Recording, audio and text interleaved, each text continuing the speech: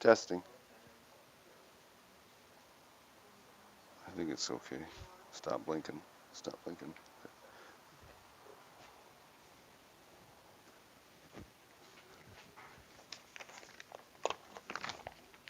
Okay, finally get started. Good morning. My name's Gary Matsuoka, and this is Laguna Hills Nursery in Santa Ana. We're streaming this on YouTube. I don't know how long the battery's going to last, so hopefully it'll last the whole thing. Okay, this morning, this class is on apples and pears. Apples generally have not been real popular in this area only because we didn't think they would grow here. So the first time we started growing apples was in the we've been growing them since the 1960s, but they gave us varieties like Beverly Hills that was discovered growing in that area that were pretty mediocre apples. And then in the 1970s and 80s, people just started growing the commercial varieties just to see what happened, and for some reason they all work. So almost every apple you can think of grows in Orange County. Dave Wilson Nursery, who's our main supplier and perhaps the largest supplier of fruit trees for the U.S., planted an entire orchard of apple trees in Irvine about 7-8 years ago just to see what was going on. And they said all of the trees produce a good quality fruit except for two. Of course, one of them happens to be one everybody likes, the Honeycrisp. But other than that, any other apple you want to try, this seems to be a good area to grow them in. So, no, apples and pears both have a chill requirement for the winter. But the apples seem to be able to get by without the chill. Even if they don't get it, they still flower and produce fruit.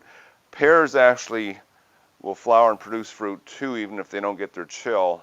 However, the timing is off. So pear trees, if they don't get their chill,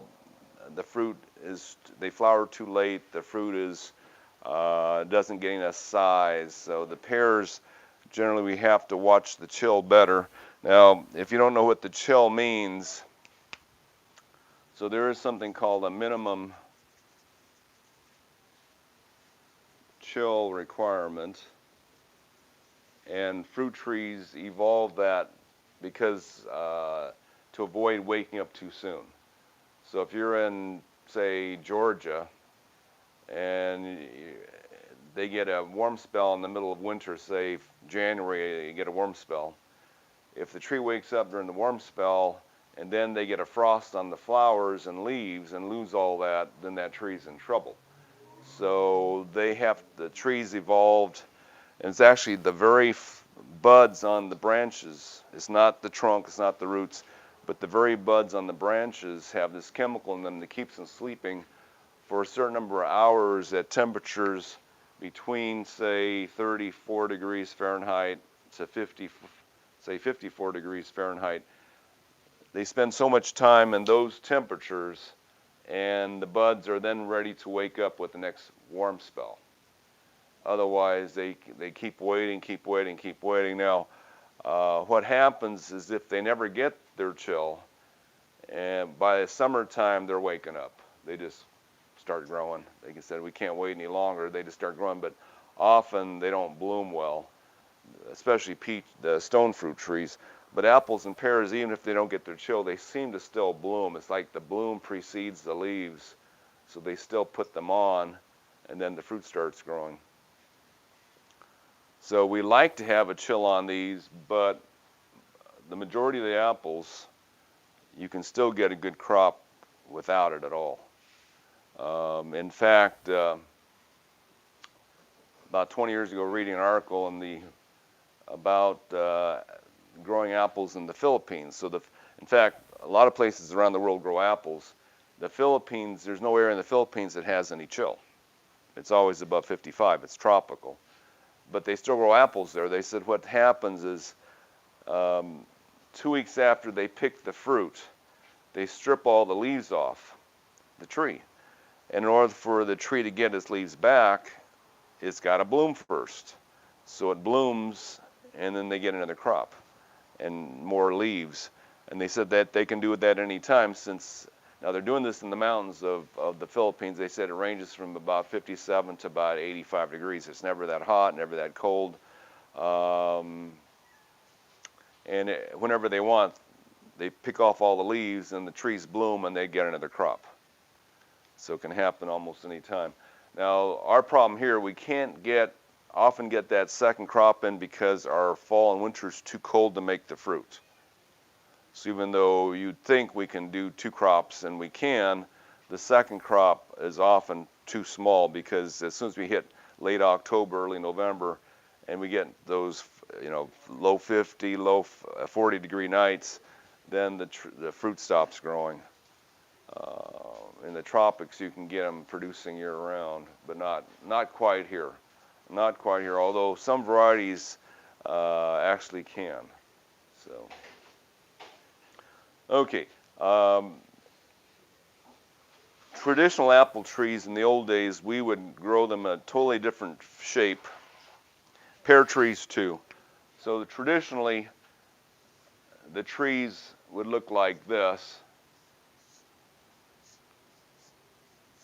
They call that an open vase shape. They would trim them low when they planted them, force the branches out, keep on doing that. They wanted this wide open vase shape, and they thought that would give them the most fruit per production with that wide open. So until the 80s, we were trying to do this, and it takes a long time sometimes to make the apples do that. Now, recently, well, still 20 years ago, so in the late 80s, they discovered this is the wrong shape. If you want maximum fruit production, the most efficient shape is actually a dome. A dome has the most surface area that the sun can hit. A vase is totally wrong, because if the sun's coming in from this angle, this side's too dark. You don't get much fruit on that side. You get a lot of fruit on this side, but hardly any fruit on this side, or not very good fruit. So the dome shape is ideal. Now, apples it's not easy to train them that way. So most of the orchards have gone to either growing them as an espalier, where the sun hits them on this side in the morning and this side in the afternoon, so the whole thing gets hit by sun, or they grow them in a spindle shape, which is a little easier to do than a dome. So something like this. So that's close to a dome. It's not quite. It's more, it's got a higher center. And that's essentially what we're doing with this particular tree here. We're keeping that center trunk, which used to be a no-no on fruit trees, and just having the side branches go out horizontally. So within the structure, you got a branching like this. Shorter at the top, wider at the bottom. Spaced, say ideally about a foot between branches. So that's the going way to train apples. Now, either on a trellis, so they get sun on both sides real good, or a spindle shape. And the spindle shape, what they found out is they don't want this much wider than 5 feet.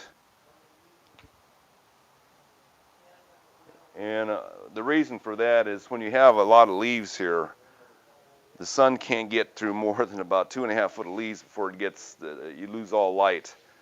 So if you have this 10 feet wide, the inside area is just too dark. It won't produce any fruit.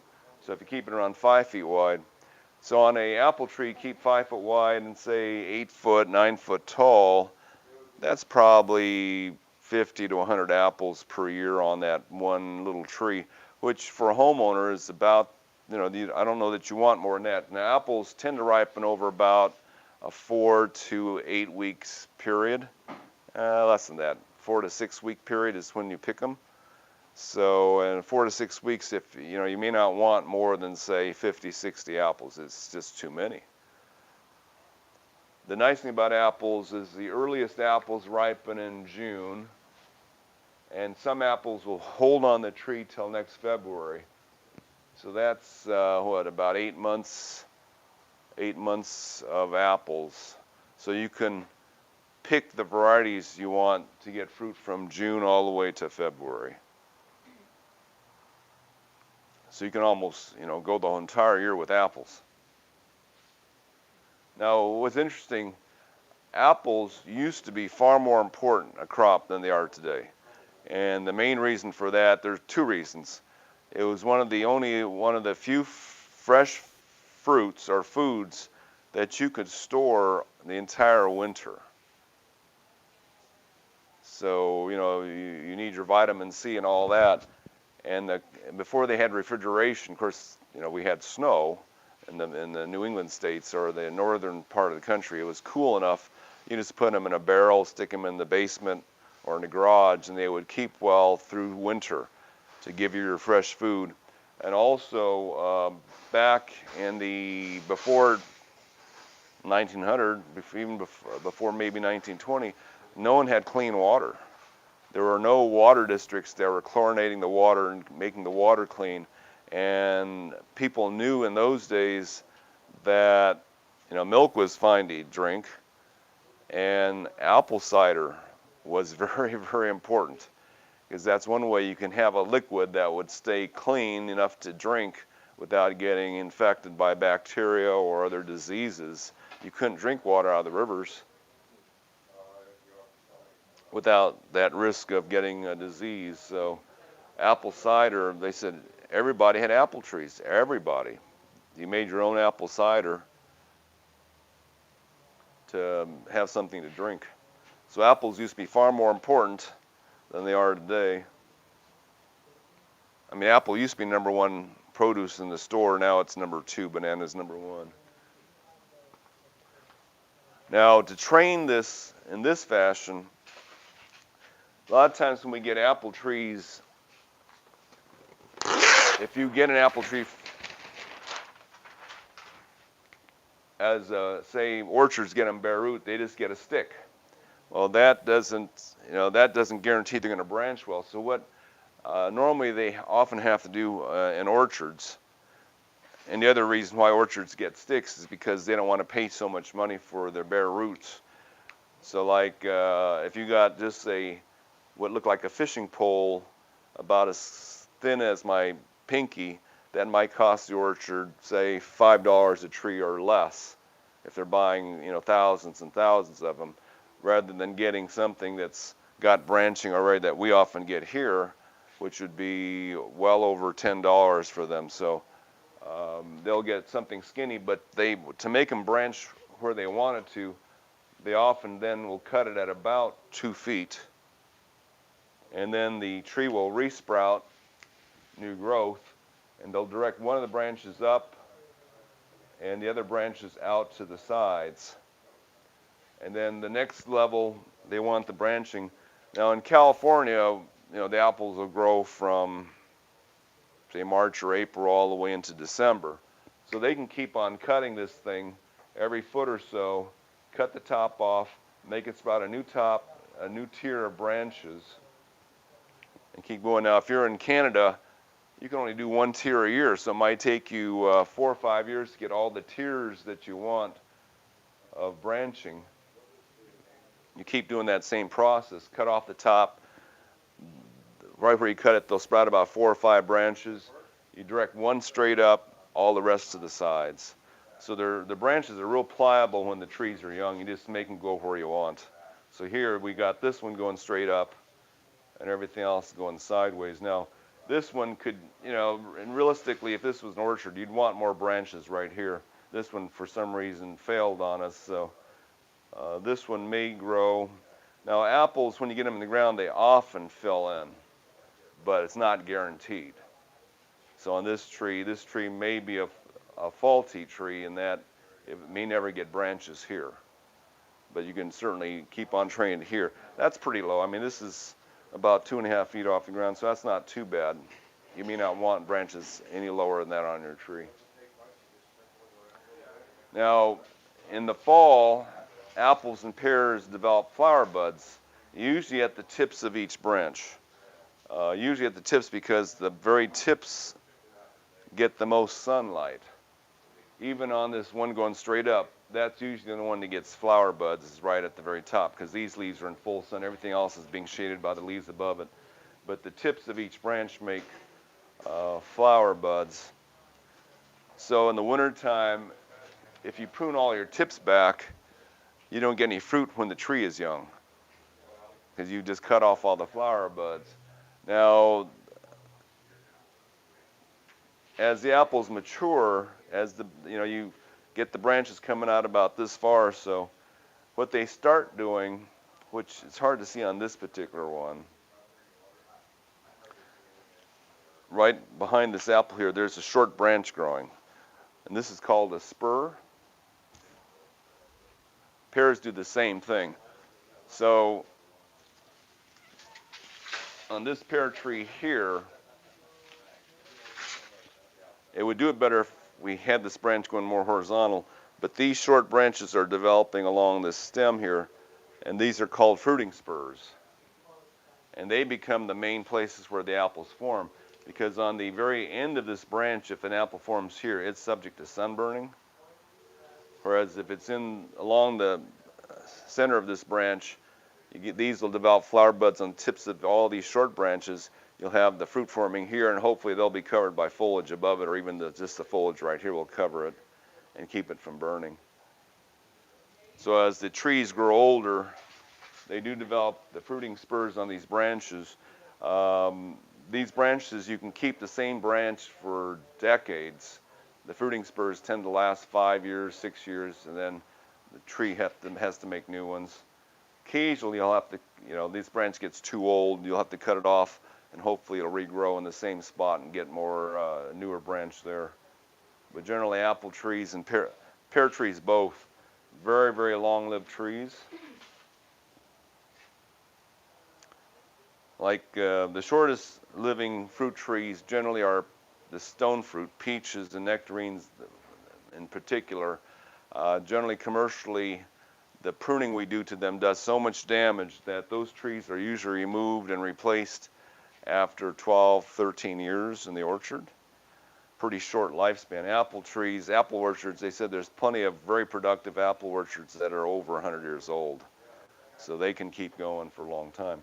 So apples are unique in that they are, among all trees, apparently they heal pruning wounds best. They really seal well. So if you have an apple tree that's 10 years old and you want to form branches at the bottom, you can just cut this thing way down here and force it to regrow. You're not doing that much damage to the tree, or that much significant damage to the tree. You're damaging it, but it can recover and come back just fine. So that's the way we want to train it. Develop the fruiting spurs. Try to keep the branches horizontal. If they tend to go straight up, they'll want to become a trunk again, which doesn't produce that well. So you kind of train them, keep them from, like these branches are trying to become trunks.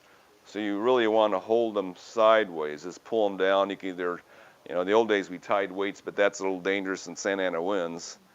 So try to tie them downwards, and they'll make better fruiting spurs and become more productive if you can do that. This one's really tight. Straight up, might just cut that one off and let it regrow. Now this one's missing a lot of branching here. We got it this way a few months ago, so I don't know. It's almost better just to clip it down here and force it to regrow all these branches closer to the ground. But the grower sent it to us that way. Now there's no rules on this. So here's a tree that was never trained, and it's got a whole bunch of trunks going straight up. It'll still be productive. It's just that you're wasting a lot of space in the center with all these vertical trunks instead of just one. It's got like 4 or 5 going upwards. The branches coming off the sides of these can still make fruit, but it's wasted a lot of space. This also has suckers that won't fruit, so you got to cut that off. This was hiding in the back of the nursery. It actually belongs to one of my former employees. He never took very good care of it, though. Okay. Okay, so that's training. Now, You can do, both apples and pears can be trained as an espalier on a fence. This one the grower already started, but they sent it to us as a 2-tier. It's supposed to be 3 tiers, but it was missing a branch right here. So what we've done is taken a branch that's coming off the middle tier and bent it over this way. So now this will become, it's not perfectly aesthetically pleasing, but it'll work. Just have this branch going this way. This becomes the middle tier on this side. And now if we want another tier, this branch here, we can cut it right about here, and then it'll sprout 2 new branches, and we can make it go that way for the 4th tier if you want another tier going upwards. So, and then on these side branches, all these side branches off the main one want to become trunks again. So to force them, well, you gotta cut these off. So they usually say cut them within 6 inches of that branch, before fall. And now the buds that are at the tips of these will then develop flower buds. So get them cut off before we get too far into fall.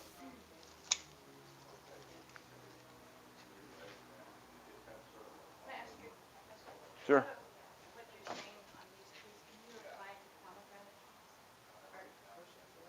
Yeah, the same principles can be done with most fruit trees. Pomegranates are unique in that they produce on new growth. You don't even have to have a branch there from last year. It'll still, whatever grows off the big trunks can still flower. So it's not, they don't particularly have spurs like apples do, but the principles you can use. So here's another branch, cut it short. We'll cut this one shorter. Get them to develop flower buds there.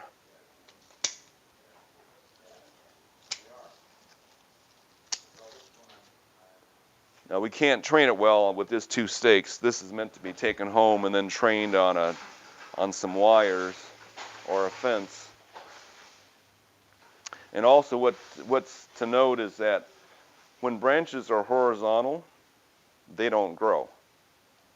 That's a signal for the branch to stop growing longer this way. If you want this branch to get longer, you do have to point the end of it up above horizontal, and then it'll continue growing, and as it grows, you lay it down as it grows.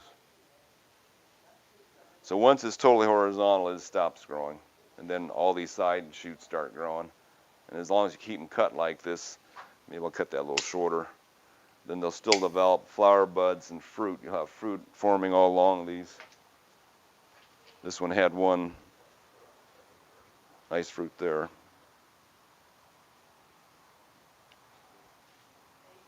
And you can certainly take a tree like this and do this to it too. You don't have to get one that's already made that way. But when they're trained this way, actually this grower, you can either take just a regular tree like this and train it. This grower took a rootstock trunk and originally grafted 6 branches in the right spots to it. Because normally if you take a tree like this, it takes the grower another additional year to train it as an espalier. This one is just 2nd year, but they grafted the branches where they want. Now this one failed, that's why I have to redo it.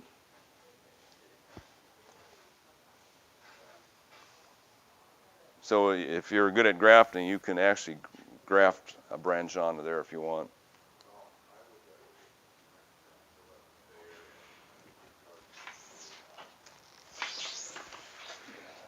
Now,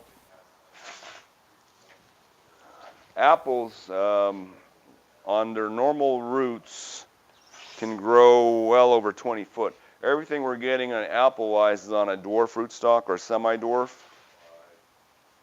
On Dave Wilson's plants, this white tag generally tells you what the top of the tree is, and the colored tag tells you what the roots are.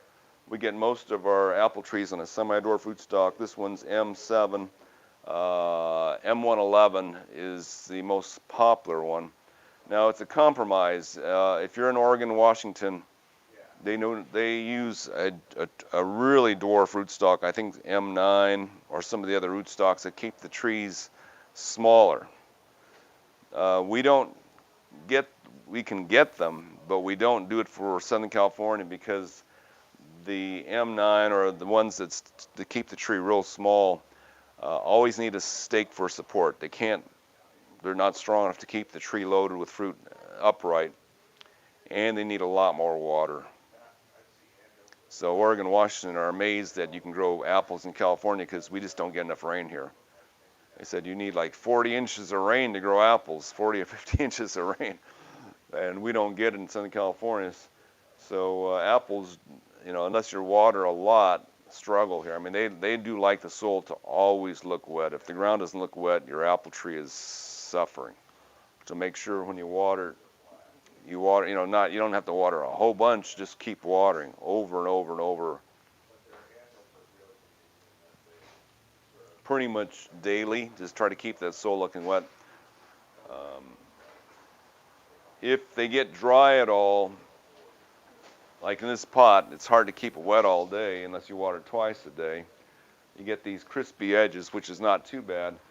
If it gets bad enough, what happens is the leaves at the ends of the branches start falling off. And then when you restore the water to them, the flowers at the end of the branch bloom and you get more leaves and you get another batch of fruit.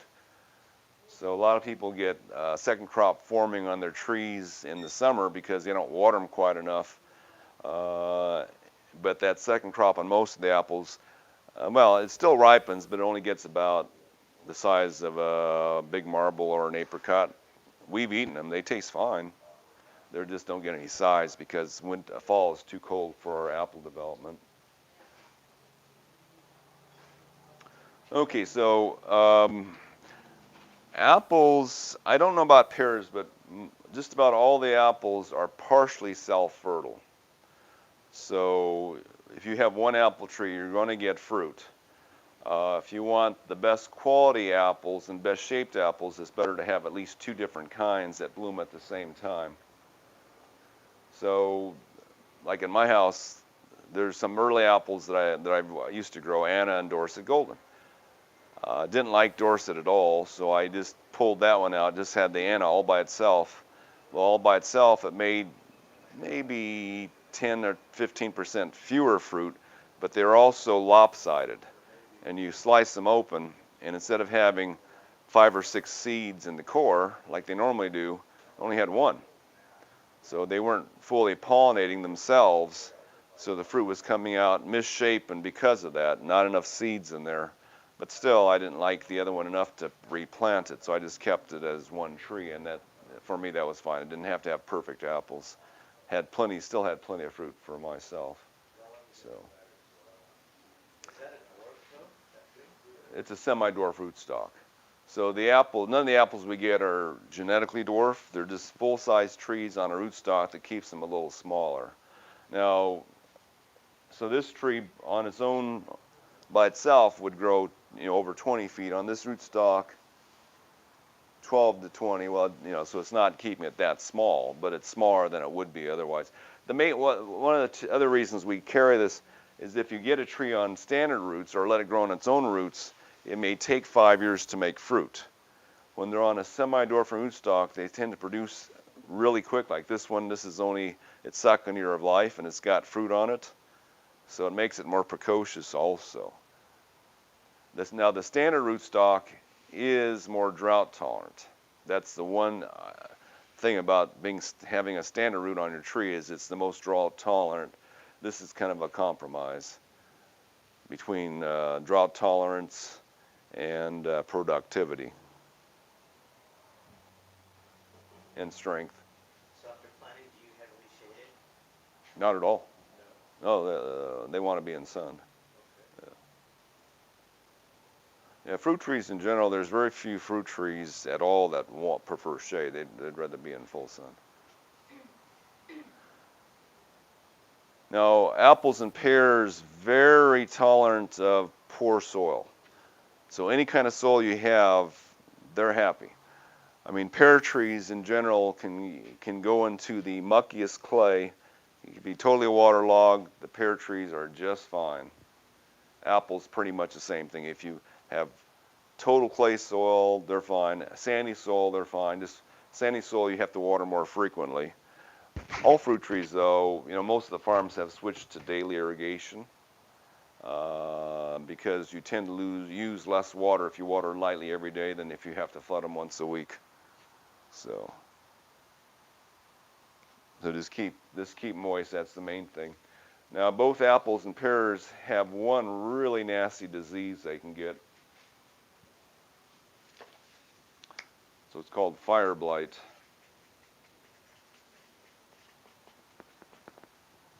So fire blight is a disease that the bees actually spread. So bees we need, but they can spread a disease. The appearance of fire blight, this is a good example right here. So this is either fire blight going on right there, or it's blossom blast, which is a minor, less deadly disease.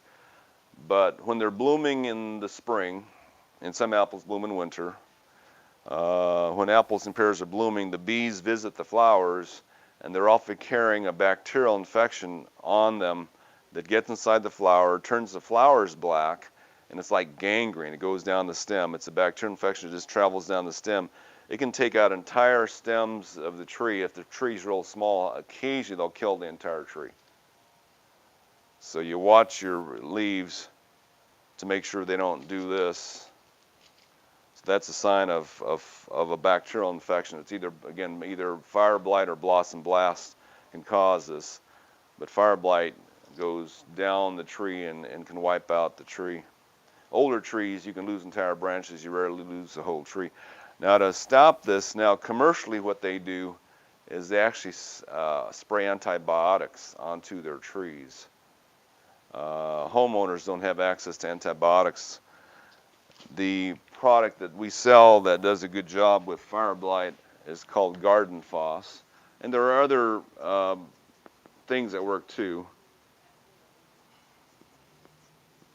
Like the copper sprays have some effect on fire blight, but this one is pretty good.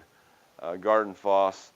We like it because, most of these similar products, copper, they're not true chemicals.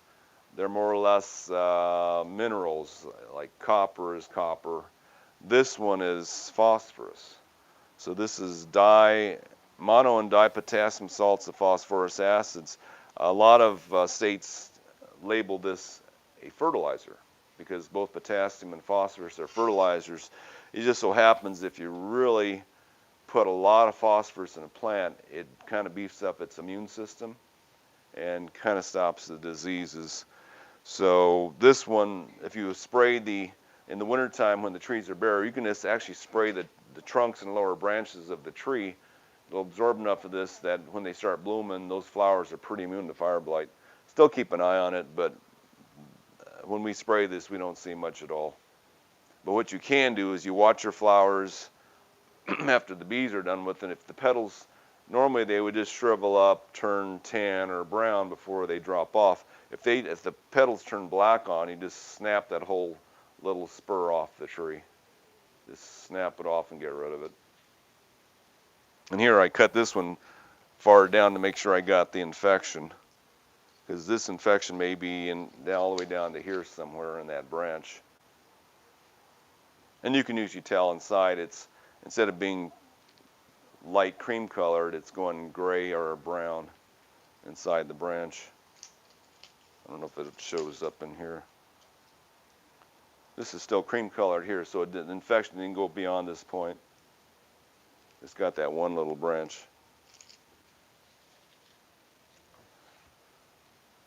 The way bees get fire blight, the way they get the disease is, if this is on here in the wintertime and it's raining and real humid, the disease is still active in that little branch, even though the branch is dead.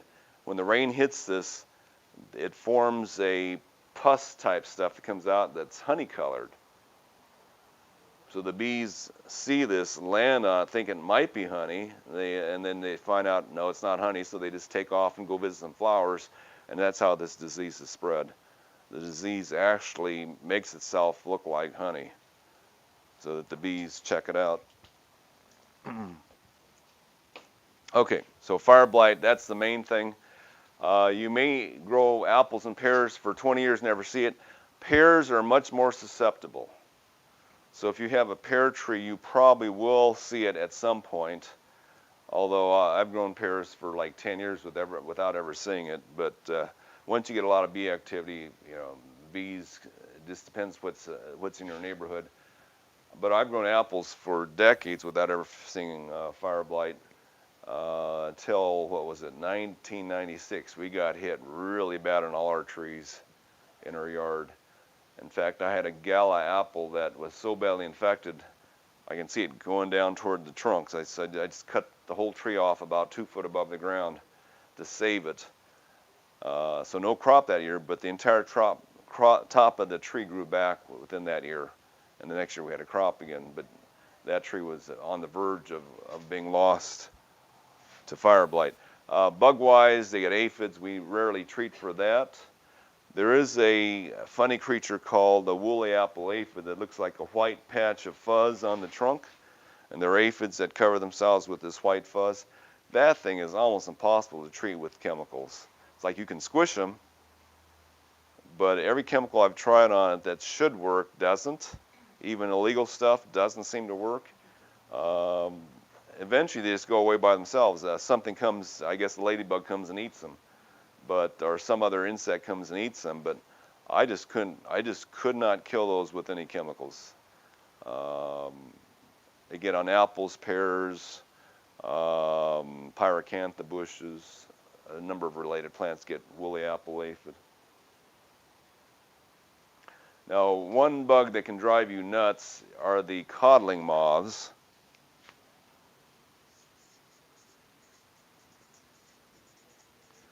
But it's relatively easy to fix. So coddling moth is a worm that gets into apples and pears. Tends to operate on the fruit that ripens between July and October. If the apple ripens before July or after, or the pear or apple ripens before July or after October, no worms. The worm season seems to be right here for about 3 or 4 month period. But the coddling moth has to lay its eggs in a hiding spot. If you have an apple hanging singly like this, rarely ever get worms in them because there's no hiding places. Where you see the coddling moths attack is whenever you have pears or apples in a cluster stuck together and touching each other. There's hiding places between there. And what you'll see is when the 2 apples or pears touch, there's holes right where they touch in both fruit.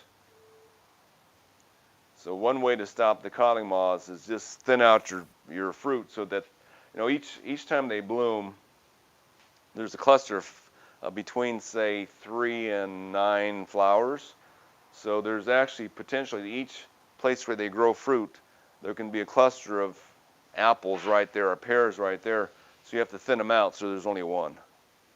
So when the fruit's about the size of your thumbnail, you can go and thin them out. Be careful if you pull on them too hard. Sometimes you break the whole spur off. It's better to get out there with some scissors, thin scissors. You just snip off the apples you don't want or the pears you don't want, so they're well spaced. Now this apple happens to ripen in November, so we never worry about this one anyway. It's way after the coddling moth season. But Fuji's can get the worms because they ripen within a month. They'll be ripe. This is probably already ripe.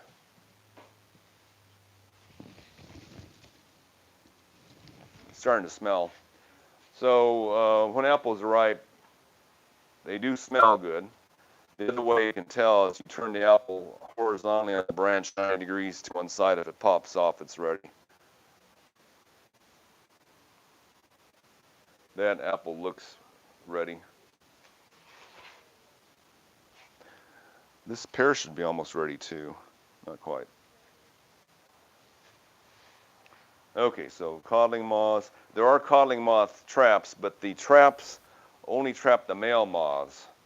So if there's plenty of females in the area and other apple trees in the neighborhood, they're not trapping their male moths, then you can still get the pregnant, fertile female moths coming and laying eggs, even if you have the traps and you're out there. You know, if you have an orchard of apples and you've put all these coddling moth traps in throughout your orchard, then you've got no fertile females, and you're in good shape. Now, the other thing that's interesting, University of California, this was back in the 70s when we didn't have good organic pesticides, the orchards want to know how to protect their apples from pests without using chemicals. Well, they said get a #2 paper bag, which is a small paper bag, slit a hole in the bottom with a knife. When the fruit was about the size of a golf ball, slip it through the hole and roll up the other end of that bag, and the fruit will develop within the bag without ever getting hit by pests, birds, anything. No one knows, apparently nature does not recognize paper bags as fruit, so they can develop inside that bag without any problem. In Japan, they use cloth bags, silk bags. That's why apples cost $5. Yeah, pretty much any fruit you could do that. So about 10 years ago, or maybe 15 years ago, Sunset Magazine said, oh, easier with Ziploc bags. So take a Ziploc bag and zip it around each fruit as it develops. They said cut a little hole in the bottom end so that any moisture will leak out the bottom. But they said the fruit inside the bags had better color and better taste than the ones that weren't in the bags. So that's real interesting. So a lot of little Ziploc bags keep the bugs out, the birds out.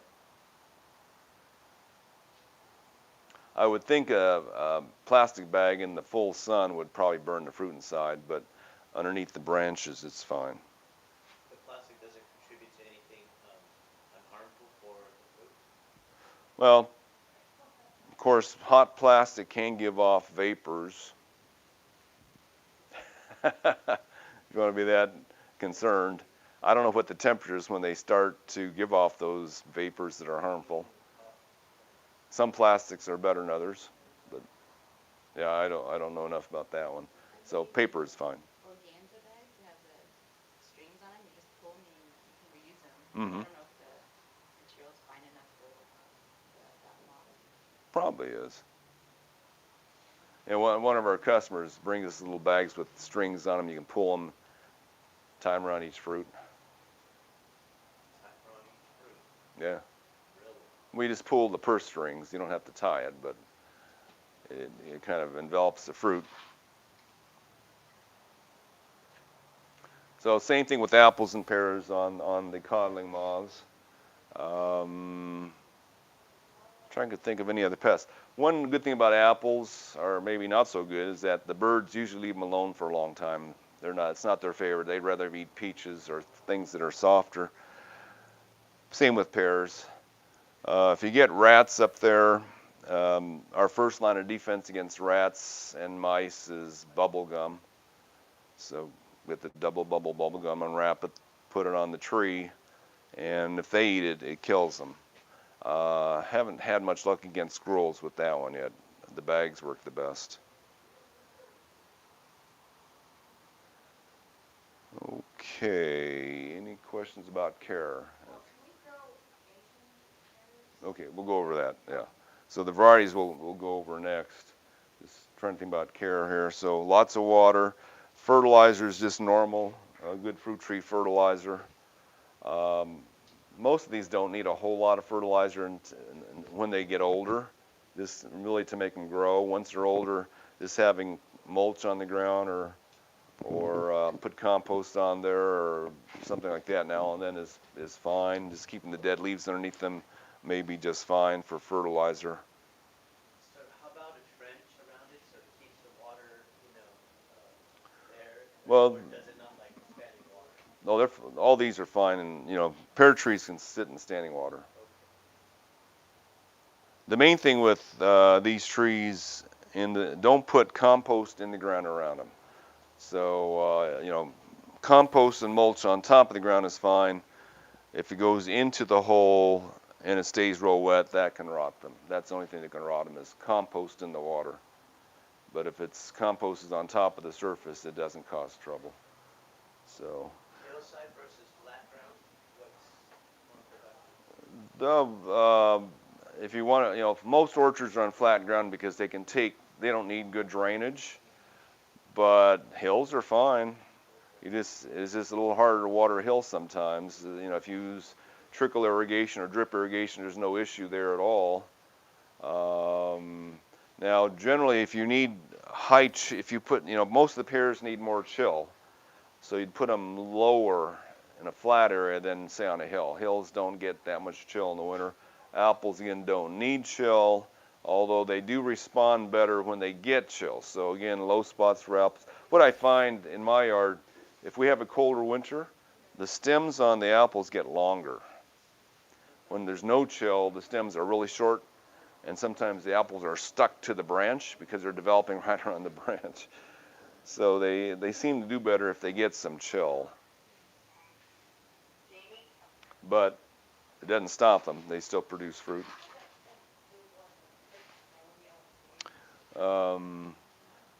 Captain Jack's Dead Bug Brew will also control coddling moths. If you just want to spray them to get rid of them, you have to spray it every couple of weeks right on the fruit. That'll stop the coddling moths and worms from getting in there. There's another worm that get into apples, but we haven't really seen it. It's a fly maggot. Generally, we get the coddling moths. I haven't come across the maggots yet. And occasionally we'll get mildew on the leaves of apples and pears. Not often. Only a few apples tend to get mildew. The oil sprays tend to do a very good job. These are also considered organic, but the oil sprays do a good job on the mildew problems. And every now and then you might get spider mites, mealy bugs, and then the oils do a good job on those too. So these are organic products, these two. This is not. And if you want to grow them in pots, we do recommend our top pot. Sand works fine, but our top pot potting soil for container use is a good permanent potting soil. All the other potting soils out there are made out of non-permanent material, so they shrink and cause trouble in the long run. Although apples and pears put up with the wrong potting soils quite well.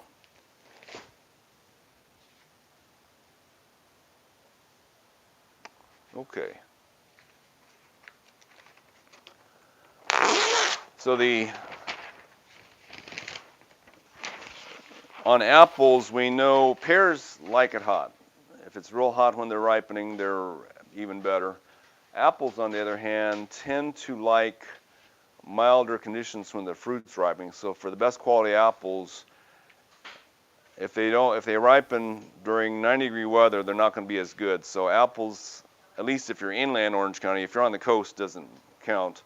But if you're inland Orange County, the temperatures in late August and early to mid-September can be sometimes too hot, and the apples don't ripen properly. They get these hard things in the center of the flesh.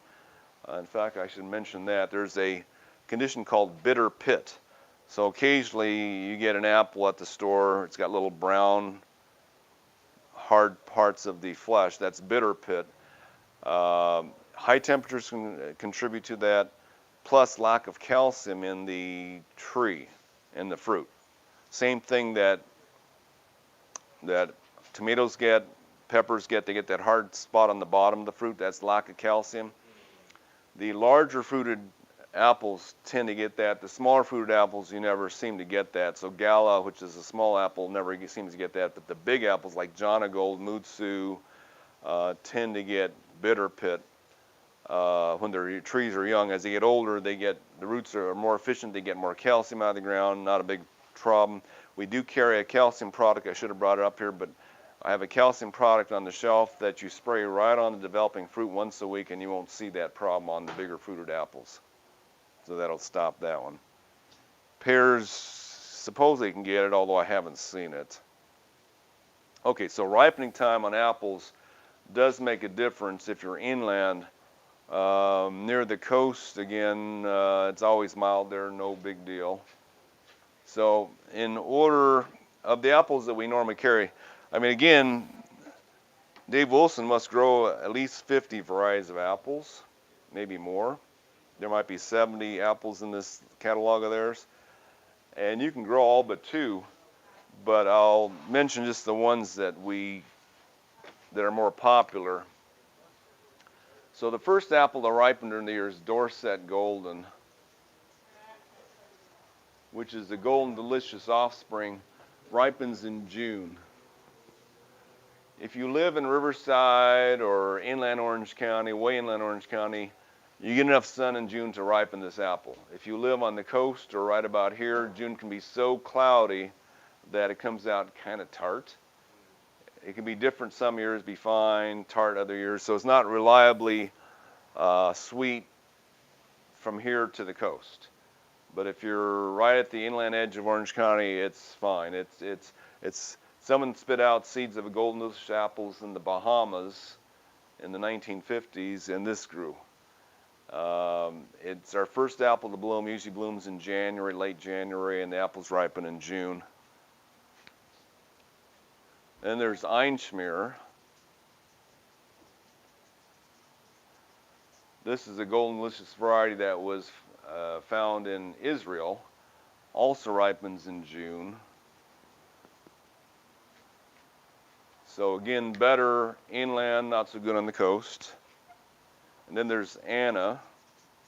So these two are yellow apples. And then Anna is July. And it's of course the flesh on these is all white. This is a red apple, or mostly red apple. Anna's from Israel too. I like Anna's a lot.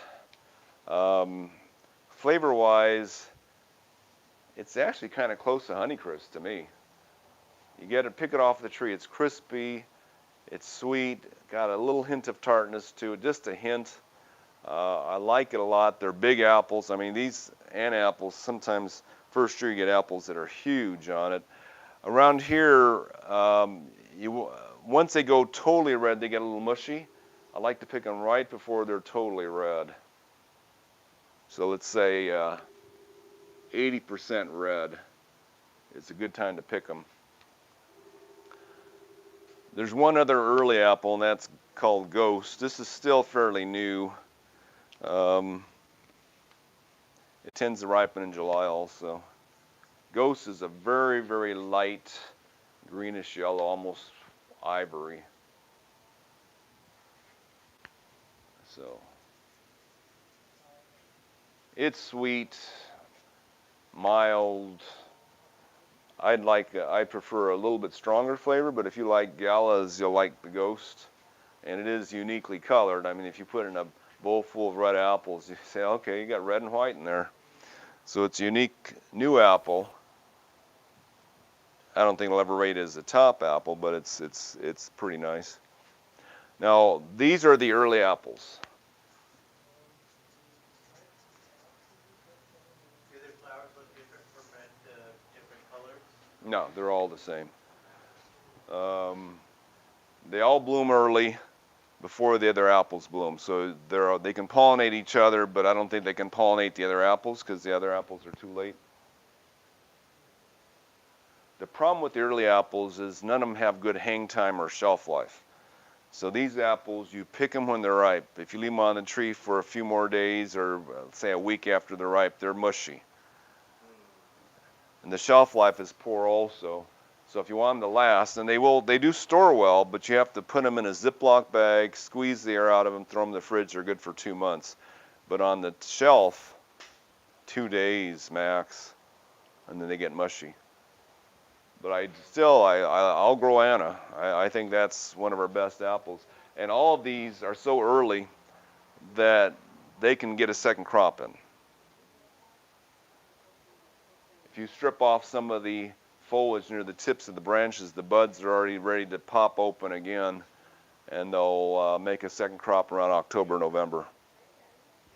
Not as good as the first crop, but decently close that you get a second crop. Ghosts, maybe not. This is so new, we haven't tried it too much on that one, but these three definitely you can get second crops. And some of our customers just tell us that their anna tree produces year-round. So of this group, we do think Anna is one of the top. It's won awards all throughout the tropics as being a great tropical apple. The one that they grew in the Philippines, though, was Rome Beauty, which is from, I think Rome Beauty is from Maine. It's like it should have never grown in the Philippines, but it does. So apparently apples don't need chill. Because they said Rome Beauty had a 1,000-hour chill. Now, if you're up in Oregon and Washington, you have to choose your pollination partners very carefully, because in those areas where it's cold and then warms up fairly uniformly, each apple variety seems to bloom for only 2 weeks. In Southern California, the rest of the apples, our winters are like warm, cool, warm. They're not cold and then warm. They're warm, cool all spring long. And they can't figure it out. So most of the other apples that are later apples bloom for 2 to 3 months starting around April. So we don't have to match up the two pollinators that well, because almost all the other late apples will bloom and overlap.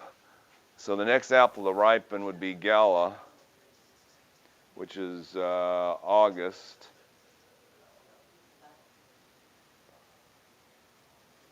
And it's got I don't know, most of you know what Gala looks like. It's kind of red striped. I would say, our catalog says it's spicy, but I would say it's pretty mild sweet. I'm not sure. I think these catalogs are fictional sometimes. And then the next one would be Jonagold. And that's August into September. That's a good apple. It does get bitter pit inland for a number of years, but near the coast, I have a customer in Huntington Beach says this is the best apple he grows, is Jonagold. Absolutely loves it. Jonagold won an apple taste test in the 1980s, so it's half Jonathan and half Golden Delicious.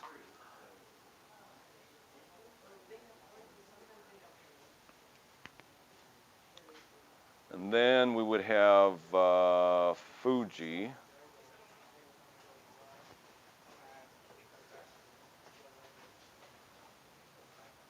Fuji's very sweet. Now, when Fuji's came out, first were introduced in the 1980s, they were better than they are now. The problem is the growers are greedy, and they let the apples make too many fruit. So what they found out is the fewer the fruit you have on your Fuji tree, the better the quality. So they came up with a compromise. So they actually sat there and counted how many apples should be there, or how many leaves your tree should have per apple for a decent quality fruit. So someone actually counted the leaves and different various thinning things, said, okay, for a decent quality Fuji apple, you need 27 leaves per fruit. So if you have fewer apples, they come out better. If you have more apples, they're all smaller and they have no taste. So at the supermarkets, you notice the same thing. If you buy that 5-pound bag of apples, they got no flavor at all. That tree was loaded. That's why the apples are small.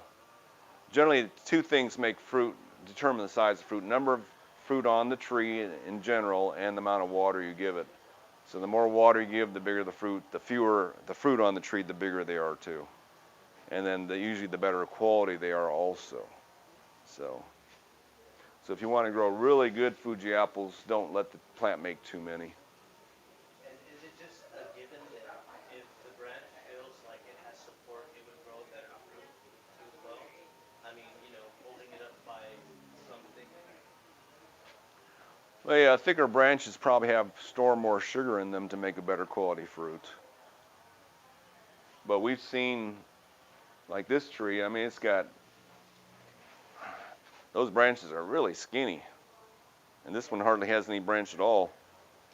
But these usually turn out really good. So you got Fuji,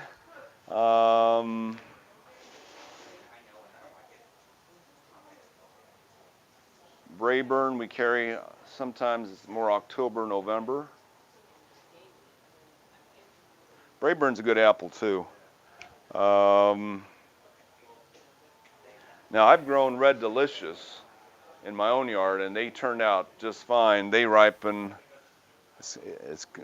They ripen kind of early. I think it was same time as Jonagold. I thought, boy, this thing's ripening right in the middle of the heat of summer. It can't be any good, and it was a little mushy. So Red Delicious is better when it's grown in Washington. And then after this, you get the late apples. And all the late apples seem to ripen at the same time. Pink Lady, Sundowner, and Granny Smith. And interestingly, these are all from Australia.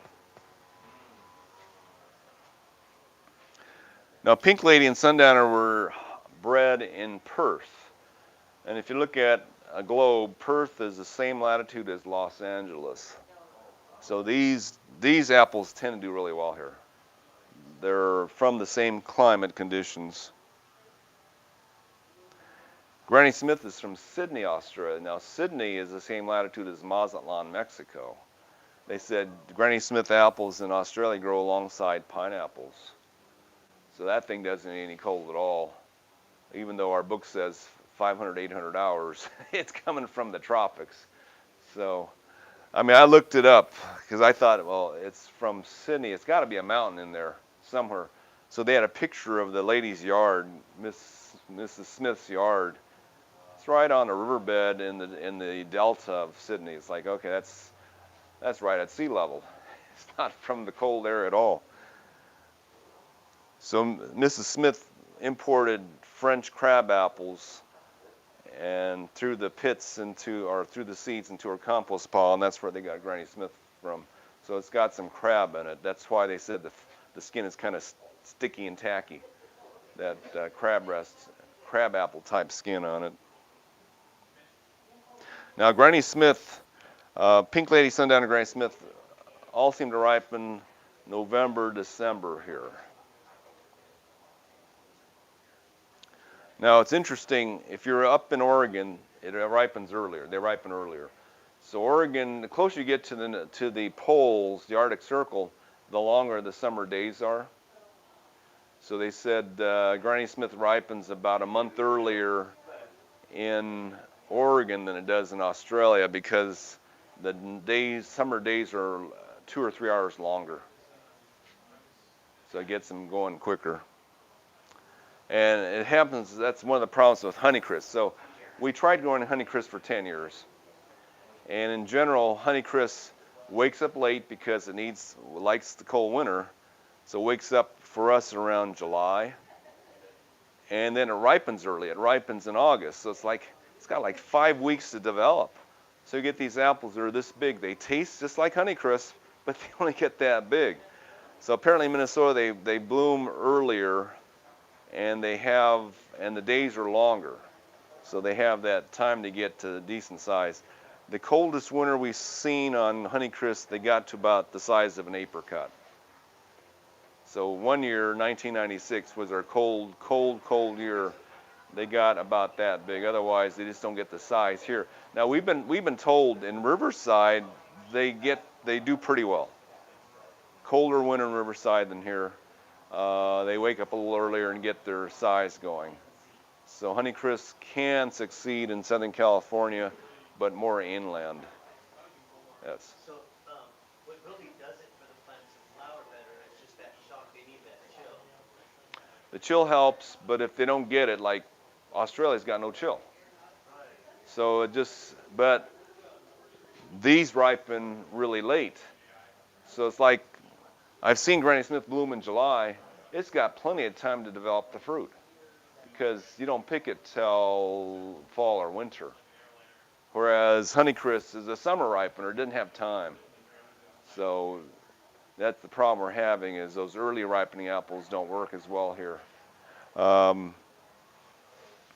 Now, one of the things about Granny Smith is that when they pick it in the U.S., usually it's picked green. If you leave this thing on the tree till Christmas, it goes yellow. And it suddenly becomes, by New Year's Day, it's suddenly really fragrant. You can smell a Granny Smith tree from 50 foot away by New Year's. It's got this fragrance coming off. It's a sweet apple. It's really fragrant. It's still crispy, but it's a whole different apple if you leave it on the tree. I'm not sure if that's what happens at Sydney or not, but it might be that they get enough, they have a whole year growing period. So Granny Smith, they might just leave them on until they're yellow there and get a sweet apple, a sweet, fragrant apple. Pink Lady, now Sundowner, which Pink Lady and Sundowner are developed by Mr. Cripps. So sometimes at the store you'll see a Pink Lady that says Cripps Pink. That's its proper name in Australia. Sundowner in Australia is Cripps Red. I don't know why they change names when they bring it here. It confuses everybody. In Australia, Cripps Red is the #1 selling dessert apple. It's better than Pink Lady. And this is Sundowner here. I don't know, they gave it name Sundowner, and now that that's associated with Alzheimer's, it's like, that's not a good name. It's just call it Cripps Red. But anyway, they look like red Fuji apples when they're ripe. That's one of the reasons they don't grow this in a big scale in California or in the U.S., because it looks like a Fuji apple. But it's got more flavor, more like, I would say, closer to Pink Lady, but still sweeter than Pink Lady, not quite as firm as Pink Lady. And to me, it's the best apple I've ever grown in this area. So that's Sundowner. October, November, into December is the ripening period. So the Australian apples do really well in our area. I'll just say November, December for those.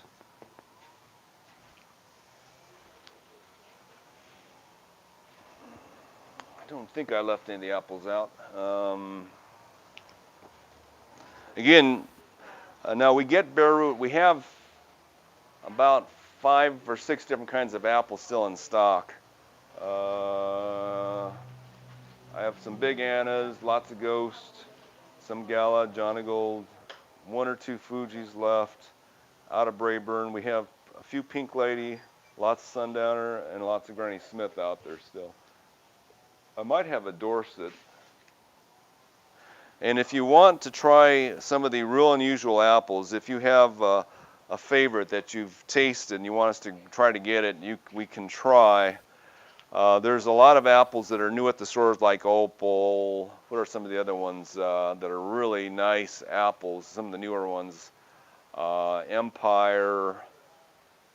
A lot of the newer apples, they do not allow homeowners to have. They give the orchards 10-year exclusivity, which seems kind of dumb, but they do that for the orchards. So some of the newer apples we can't get. However, in the middle of winter, sometimes Dave Wilson has leftover commercial apple trees, and they put it on their general list, and sometimes I can sneak them out.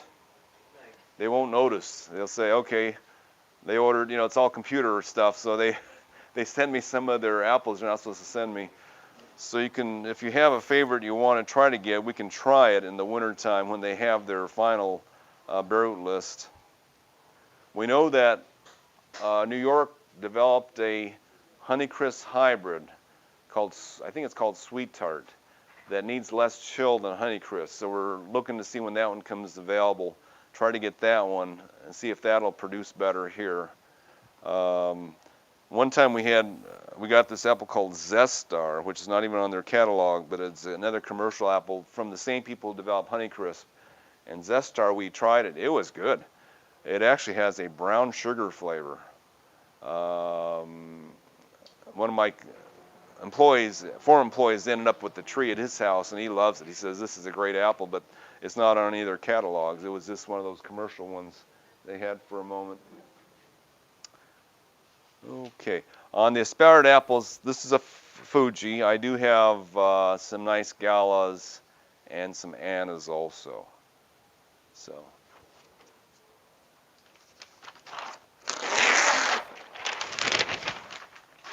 Pears is fast because there's not many pears that grow here.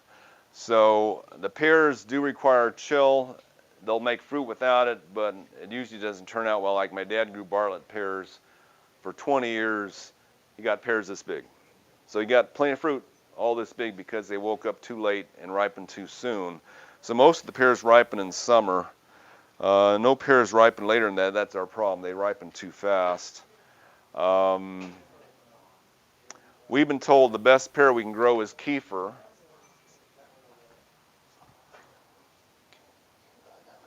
Maybe make sure I spell it right.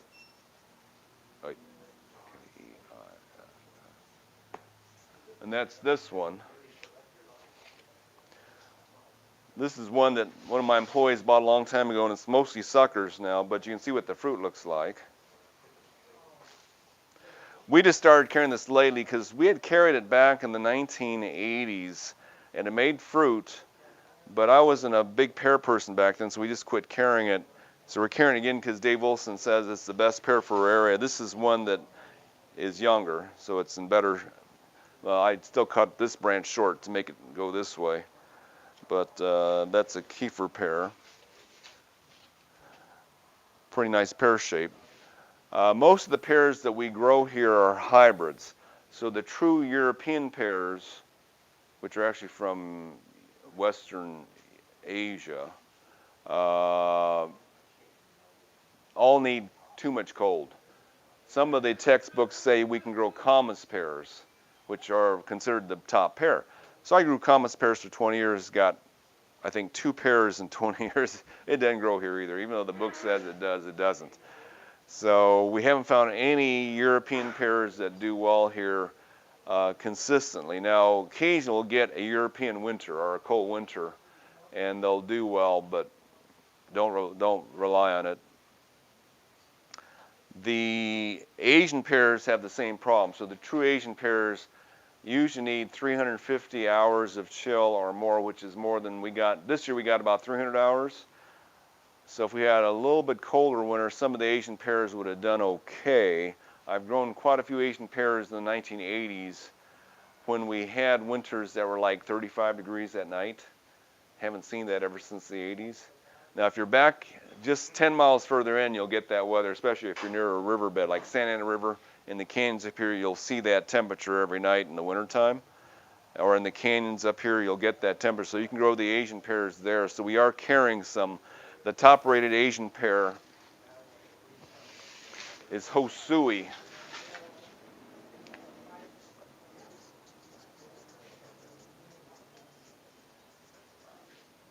It's a brown pear. If you haven't eaten Asian pears, they're pretty trippy. I mean, you know, they're usually shaped like tomatoes or round. There's some that are pear-shaped. They are really crispy but tender. To us, it's like eating crushed ice. Really crispy, very tender, extremely juicy. Not as, say, sweet as European, but sometimes European pears are too sweet. So, quite good. I do like Hosui a lot. My favorite over the years had been Shinseki, but Shinseki never did as well here. It needs the most cold. Hosui is supposed to need less cold than Shinseki. 20th Century was my best performer. It's funny, for a while the growers sold both 20th Century and Niji Seiki, which in Japanese means 20th century. So Shinseki means new century. So the growers were all confused, but 20th Century has done the best. Hosui we think may do quite well. You need both of them to get good quality fruit. So in the wintertime, as bare root, we'll have both. Right now I may not have 20th Century out there, but that's the Hosui. So if you live in a colder area or want to take a chance on them, Those have done decently well in the past. Not Shinseki. Shinseki is never. Shinseki, I loved it though, because Shinseki had a tart skin and a tart core, and sweet in between. I really thought that was a great tasting pear, but it's never done that well. But Hosui and 20th Century, good chance for both of those. So European pears didn't do well, but when they crossed European and the Japanese pears, they got some pears that did better. The original cross between Japanese and European was called the Orient pear. Pretty lousy pear, did okay in this area. They recrossed those with the European pears and got ones like Kiefer pear. So Kiefer is more European, but it tends to do pretty well here with about 300 hours of chill. It says 350 or lower. So that's why last year, in fact, even last year when we had about 270 hours, the Kiefer, that tree had more fruit last year. Actually had a lot of fruit this year. I think they just broke off when the tree fell over in the wind. So they've been doing okay. The Kiefer does pretty good. Our best seller of the last 20 years has been Hood, which is another cross. They call it the Southern Cross. They did them in Florida. We gave up on Florida Home, which is another one. But there's a number of pears that are hybrids. One other one we have is pineapple.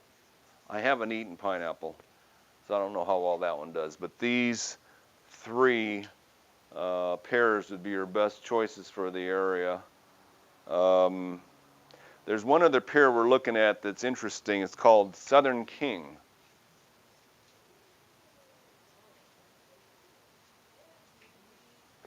They're not sure what it is. It appeared near Houston, Texas, but they think it's got European pear and Hosui in it. And it's been blooming and fruiting at our nursery. Now, I haven't eaten the fruit because we keep selling the trees that have fruit on them.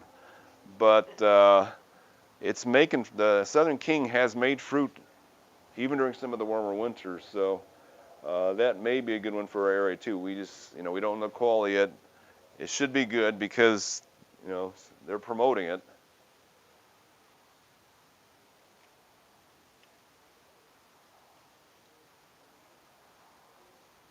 Southern King, high quality European style pear of unknown parentage, popular in Houston and other low chill areas. Needs less than 400 hours of chill. So, the problem with Dave Wilson is they're up where they get 700, 800 hours of chill, so they can't figure out these things. It's up to us to figure out what works here. And the 80s threw them off for decades. Back in the 1980s when we had cold winters, everything grew, so all the literature got messed up. And then they had to retract all that information from the 1980s when we had those cold winters. Now, just for your own information, most of you aren't old enough to know this, but the early 80s were like 2014 to 2017, no winter. We had no winters in the early 80s. We were throwing away pear trees, apple trees, peach trees, plum trees because they wouldn't wake up, no winter. Then the late 80s were really cold. That's our coldest winters ever. 1990 was the very coldest. We hit 23 degrees 2 days in a row. And then it got warmer again. But we kind of expect that after 4 or 5 years of warm winters, we're going to get the same pattern showing up where we go really cold in the winter again. It seems that patterns repeat over and over. So hopefully we'll get some chill this coming winter. Okay, so that's the pears. Any questions? Yes? Yeah, so even during the changes of the seasons, then the temperament of the plant, what it's expecting, it's best that something's planted so that you can learn with it. It almost sounds like that's just get it started now so that, your interest is peaked. I think I've learned that from, I think it's called the Grower's Bible. You might not learn everything, but get it started now. Yeah. I should mention, the first time I grew pears in my own garden, you got something like this. This one, I don't see any flower buds forming at all. It took my pear tree 4 years to get its first crop. Now, one of the reasons is that we're using the old style of pruning too, where they said encourage the tree to grow sideways by cutting the branches short. Well, what the trees did is they grew the same branches straight up again every year, the same branches straight up. Waste of time. So the main thing you do is you force the branches to go sideways, and then you'll get a crop sooner than if you cut it back and then the tree grows straight up again. It doesn't help at all. So you got to force those branches outwards. Okay, thank you very much.